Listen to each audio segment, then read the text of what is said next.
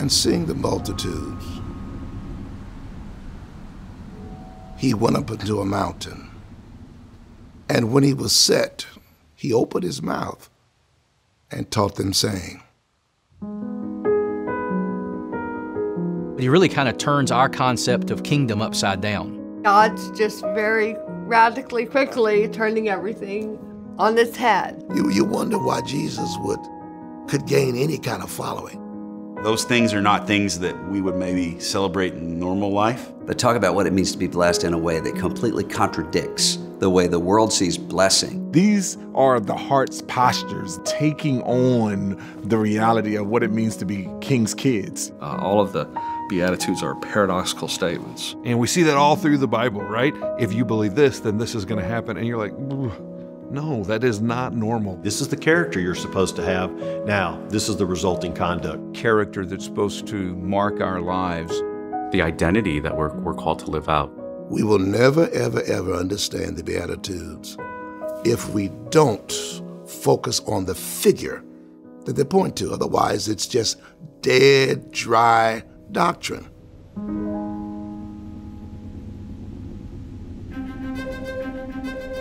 This morning I was reading John Stott that he surveyed his church in England and discovered that most of the people's conversion experience was tied to a point of desperation in their lives.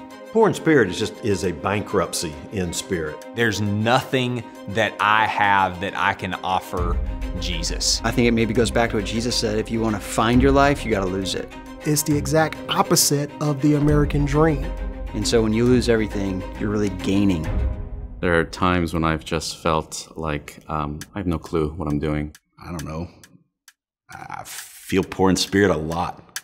The reality is that we spend a lot of our life actually feeling poor in spirit in so many ways. When your spirit isn't already filled up and that tank is low, it gives God space to fill us up. You're in a great place when you are incapable because I am capable.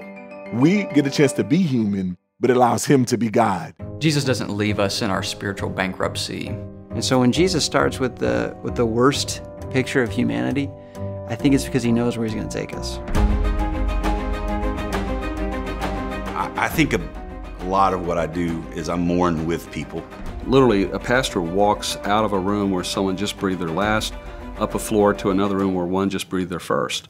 To sit in that space with people, it's a necessary task for us. Mourning has this beautiful place in our life because it helps us redirect. God gets a hold of us in times of sorrow. And it instructs us on what our heart should be toward our sin.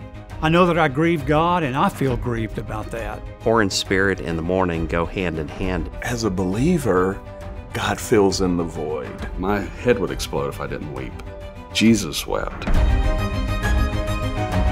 Jesus, knowing that he's about to heal Lazarus. When he goes there, he does weep. Not because Lazarus died, he knew he was going to raise him. When he saw the pain that sin ultimately was causing in the lives of people. Identifying with pain, mourning with Mary and Martha. He says, I am the resurrection and the life. We weep, but not as those who don't have any hope.